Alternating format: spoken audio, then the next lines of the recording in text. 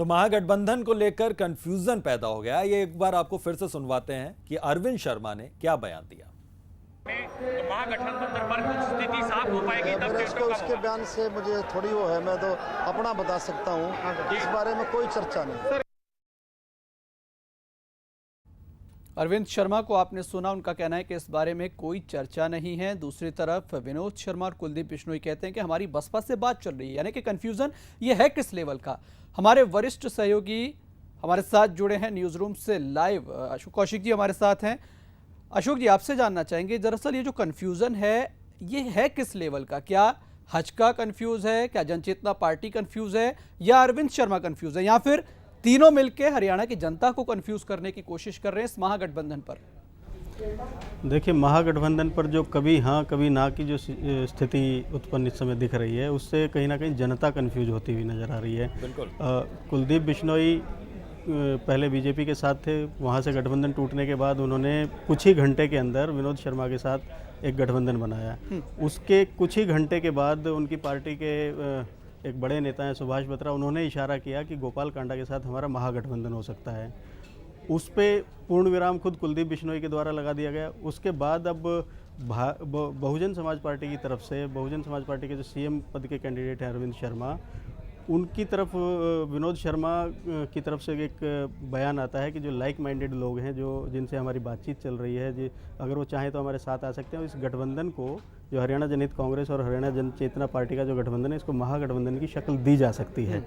तो इस तरह से चर्चाएं शुरू होती हैं। फिर खबरें आती हैं कि विनोद शर्मा और अरविंद शर्मा के बीच में मुलाकात हो चुकी है। फिर खबरें आती हैं कि कुलदीप बिश्नोई और अरविंद शर्मा के बीच मुलाकातें हो चुकी हैं, और एक इन प्रिंसिपल जिसको बोलते हैं, एक सैद्धांतिक रूप से एक सहमति बनती हुई नज़र आती है।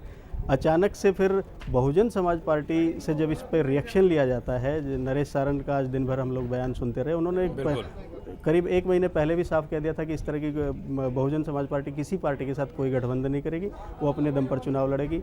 इसी प्रकार से आज जब उनसे लिया गया, उनसे इस पर जवाब मांगा गया, तो उन्होंने फिर साफ कर दिया कि हमारी किसी से गठबंधन की कोई बातचीत नहीं हो रही है। उसके बाद अरविंद शर्मा का ये यू टर्न एक तरीके से आया सामने। अशोक जी, क्या लगता है कि आखिर दिक्कत कहां पर आ रही है, पेच कहां फंस रहा है? क्योंकि कल तक अरविंद शर्मा भी कह रहे थे कि जो उनके सिद्धांतों के साथ चलने के लिए तैयार है, उनके साथ वो गठबंधन कर सकते हैं। विनोद शर्मा, कुलदीप बिश्नोई आज खुद कह रहे थे कि जो उनके साथ आने को तैयार है वो भी महागठबंधन के लिए तैयार है। और साफ उन्होंने कहा, विनोद शर्मा ने तो साफ बयान दिया कि अरविंद शर्मा से बातचीत चल रही है। लेकिन अचानक अरविंद शर्मा का यू टर्न, ये आखिर कंफ्यूजन की स्थिति बन क्यों रही है? देखिए, जहाँ तक इसको तो एक बात समझ लेना बहुत ज़रूरी है कि बहुजन समाज पार्टी के बैनर पे या उस झंडे के नीचे कैंडिडेट भले ही कोई खड़ा होता हो हर चुनाव में, हरियाणा की अगर बात करें तो बहुत बड़ी शक्ति उस तरह से नहीं है, लेकिन हाँ, एक वोट बैंक के तौर पर उसको हमेशा देखा जाता है। और एक वोट बैंक है, उसके पास एक बंधा हुआ मजबूत वोट बैंक है, जिसके आधार पर बहुजन समाज पार्टी हमेशा राजनीति करती रही है। हर चुनाव में, चाहे विधानसभा का चुनाव है या लोकसभा का चुनाव है, नए चेहरे उसके मैदान में दिखते हैं और नई एक टीम हमेशा नज़र आती है।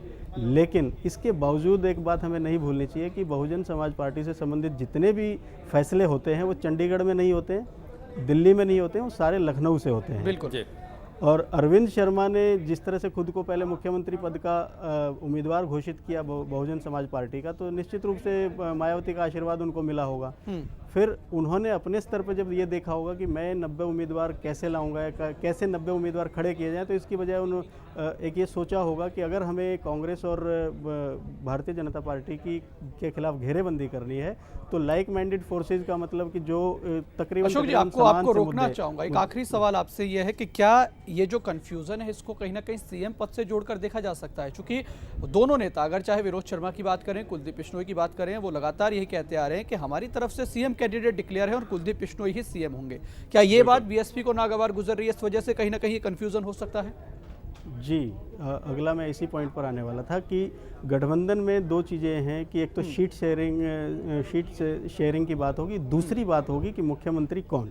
अरविंद शर्मा खुद को मुख्यमंत्री पद का दावेदार उम्मीदवार घोषित कर चुके बहुजन समाज पार्टी की तरफ से, जबकि कुलदीप बिश्नोई ये तय है कि जिस समय वो भारतीय जनता पार्टी के साथ थे तब भी वो ये चाहते थे कि मुख्यमंत्री वो होंगे अगर गठबंधन की सरकार। तो यानी कि यही कहीं ना कहीं पेच फंस रहा है। शुक्रिया अशोक जी इस तमाम जानकारी के लिए।